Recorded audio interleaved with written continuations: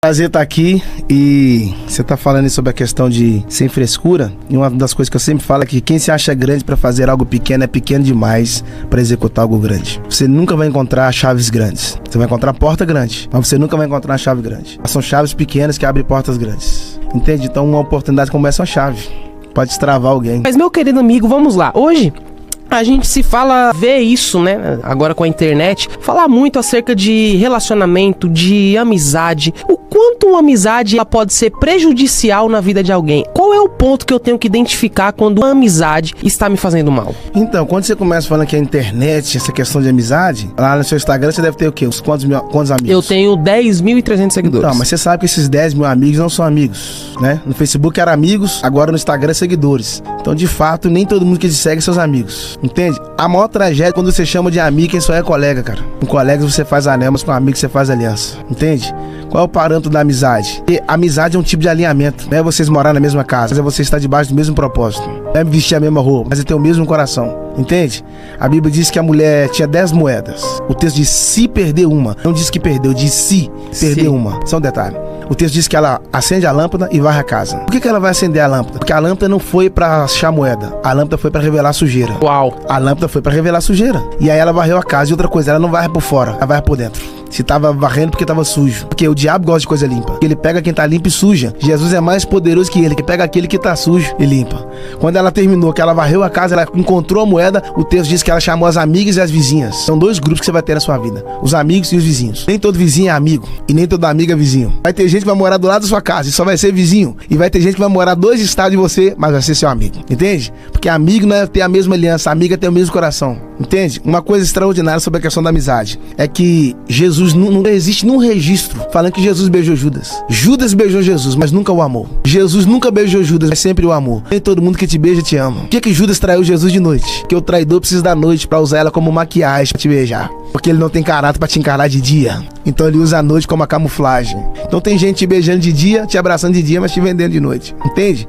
E a Bíblia diz que quem tem muitos amigos tá perdendo, mas há amigos mais chegados que irmão. Irmão é aquele que sente a mesma dor, né? É melhor ter um amigo que te fala a verdade do que uma multidão que te fala mentira. É melhor ter poucos, mas fiéis do que muitos infiéis. E Deus não procura os legais. Deus não procura os leais. Deus procura os fiéis. Que a fidelidade é o padrão de Deus. Entende? Tá cheio de gente legal. Mas será que é fiel? Uau!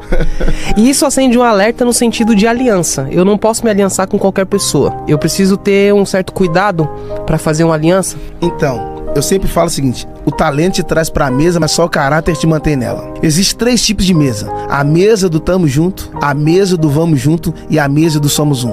Entende? Quem você traz pra sua mesa fala de quem você é. Quando uma pessoa morre, o marido ou a esposa que fica viúva, no caso, pode perceber que eles ficam com a aliança do cônjuge, porque o corpo morreu, mas as alianças não morrem, a aliança permanece. Por isso que quando Noé saiu da arca, ele não viu um arco-íris, só viu um arco. O íris é conta nossa. Na verdade, aquilo não era um arco, na verdade, aquilo era uma aliança. Mas por que ele só viu a parte de cima e não a parte de baixo? Porque ninguém faz aliança sozinho. Tem que fazer aliança com alguém. Então a parte de cima é a parte de Deus, a parte de baixo é a parte do homem. Por isso que toda aliança que o homem faz com Deus, o homem quebra. Agora, toda aliança que Deus faz com o homem, Deus não quebra aliança. Quer a prova? A geração de Noé não morreu. Morreu? Noé também não morreu? Sim. E até hoje, quando chove, quando você olha pro céu, o que aparece? O arco-íris. É Deus dizendo: se eu tive aliança com quem está morto, irmão. Imagine com quem tá vivo, meu Deus.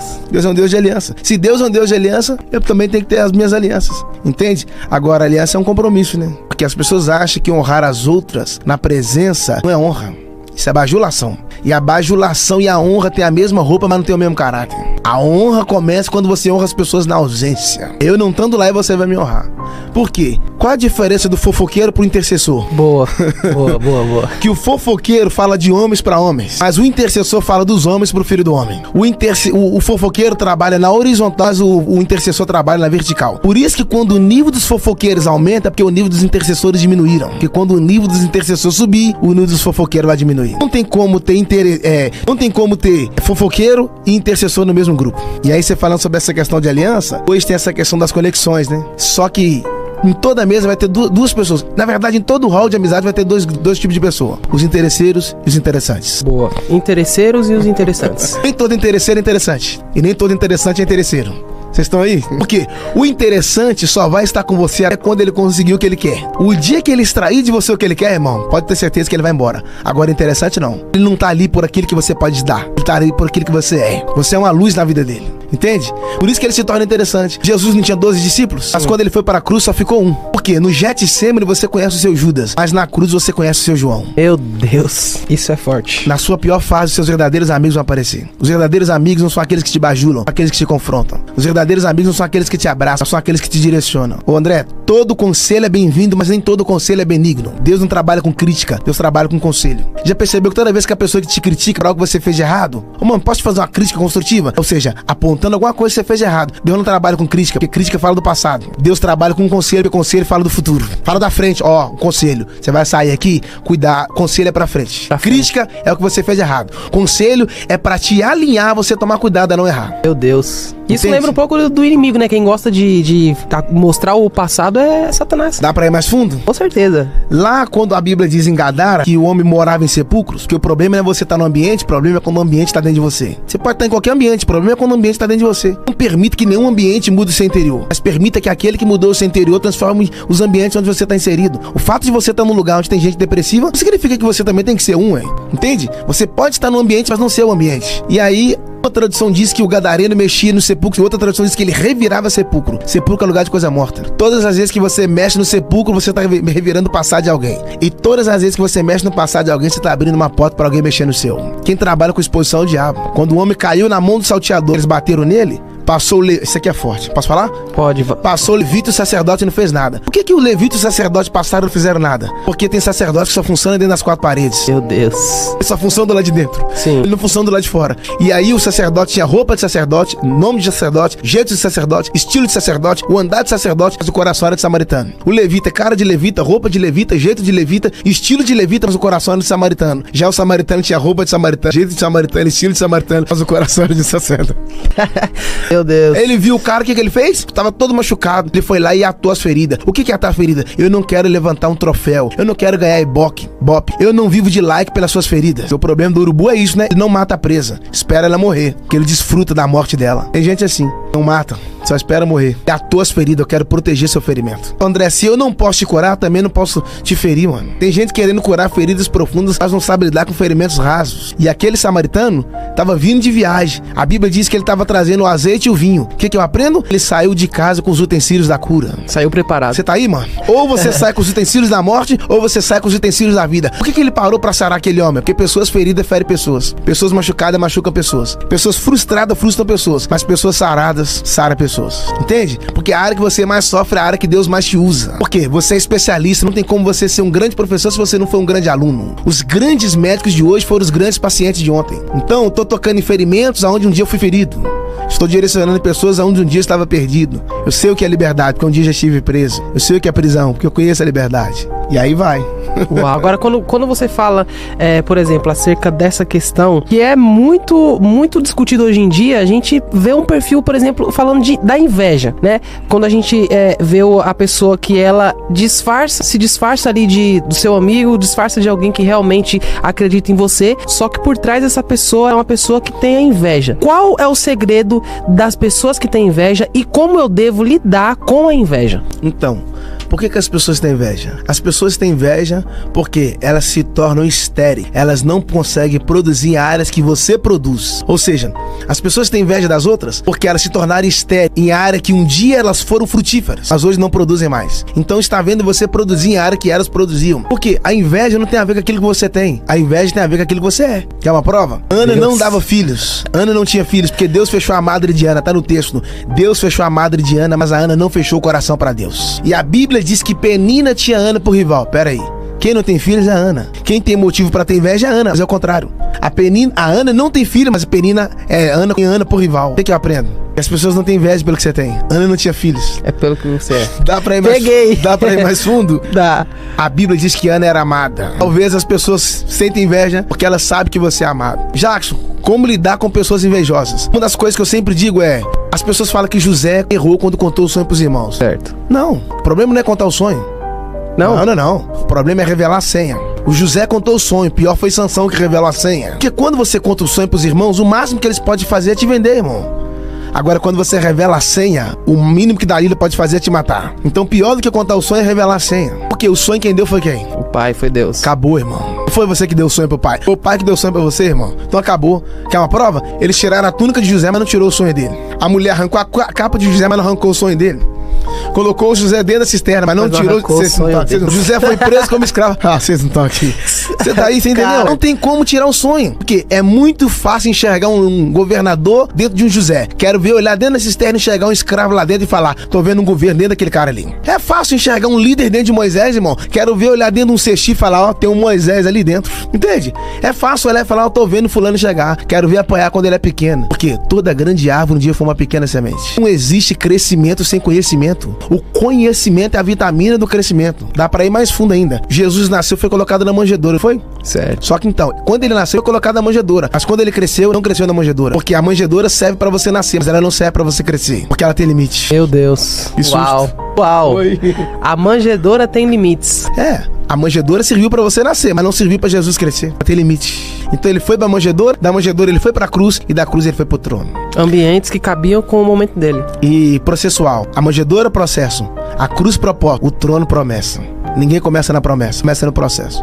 Quem despreza um processo não pode viver uma vida de propósito. O processo é um meio que Deus utiliza pra te amadurecer. O processo é onde você entra menino e sai homem. O processo é onde você aprende a chorar. É onde Deus te amassa, esmaga, te quebra, entende? Porque é melhor estar quebrado num processo do que inteiro fora dele. Então ele pode não te falar dos processos, mas ele sempre vai te falar das promessas. Meu Deus. Entende? Então o processo é o meio que Deus utiliza para você suportar o peso do propósito. Por exemplo, quando o professor tá na sala de aula, ele não fala? Sim. Quando é dia de matéria, ele não explica? Sim. Ele verbaliza. Mas você percebeu que em dia de prova... Ele fica em silêncio. Você tá aí? Em dia de prova, o professor não fala. E tem gente assim, Deus, fala comigo, e Deus dizendo lá, tá no processo, tá querendo que eu falo, tá na prova, quer que eu falo. Só que tem um detalhe, tá em silêncio, mas não saiu da sala. Para que eu quero descer, produção.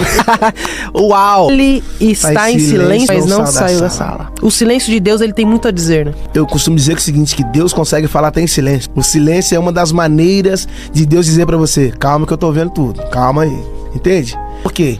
Se Deus tem a resposta, então nem sempre a primeira opção é a certa. Aguardar em Deus é difícil, mas é recompensador. Os que esperam no Senhor renovarão suas forças. Por que nós estamos enfraquecidos? Porque estamos apressados. Eu sempre digo, as 3 maiores doenças do século, não é o câncer, não é o HIV, as 3 maiores doenças do século: a depressão, o estresse e a ansiedade. A depressão é uma pressão do passado, o estresse é uma pressão do presente e a ansiedade é uma pressão do futuro. Ninguém fica depressivo pelo que vai acontecer, pelo que vai acontecer amanhã. As pessoas ficam depressivas pelo que ocorreu. Alguém falou alguma coisa, um abuso, alguém bateu, é estressado. Já viu alguém estressado por ontem? As pessoas ficam estressadas pelo agora. O estresse é hoje, momento agora. Você andando no trânsito, alguém te fechou. E ansiedade? Ninguém fica ansioso agora. A gente fica ansioso pelo que vai acontecer. Então são 3 tempos: depressão, passado; estresse, presente; ansiedade, futuro. Ninguém de nós tá ligado ou podemos viver o passado e o futuro, porque Deus nos chamou para viver o presente. Mas a Bíblia diz em Hebreus 13:8, Jesus Cristo é o mesmo ontem, passado, hoje, presente e eternamente futuro. Entende? Então ele não te trouxe aqui para mudar o seu passado, te trouxe aqui para curar você dele.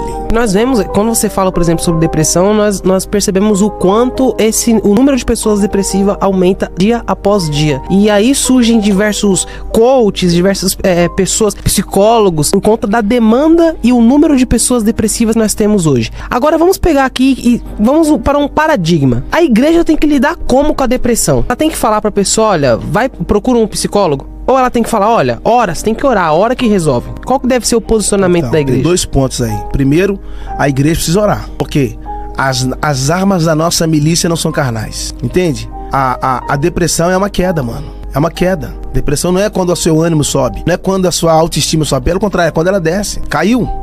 Você tá triste, depressivo, quer ficar dentro do quarto. Você já viu depressivo sorrindo, cantando piada? Todo depressivo, o nível desceu. Então, a igreja precisa orar, precisa abraçar, precisa acolher, porque Jesus é o maior psicólogo. Não existe espaço para depressão num ambiente onde Jesus está presente. Vocês estão aí? Então, talvez alguém vai discordar de mim. E Jesus é o maior psicólogo. Por isso que todo mundo que ele curava, a primeira coisa que ele fazia, trocava uma ideia. O que você quer que eu te faça? Poxa, ele não sabia que a pessoa estava cega, que a pessoa queria enxergar, mas ele quebrava o silêncio usando o diálogo. É o que os psicólogos fazem, trabalham em cima de perguntas. Então nós precisamos pegar as pessoas depressivas e encaminhá-las a Cristo. Ele é o maior libertador de todos. É por Por quê? Ele não te achou livre para te fazer preso, mas te encontrou preso para te fazer livre. Mas existe também o campo na qual as pessoas preparadas, que estudaram, que hoje existe coisas que também não é 100% espiritual. Algumas pessoas que tiveram alguma frustração na vida, quantos pastores que foram, teve um psicólogo, atenderam o psicólogo e hoje estão bem, hoje tem acompanhante e as pessoas conseguiram dar uma volta por cima, como se diz no inglês, né? Dar um upgrade na fé, na vida.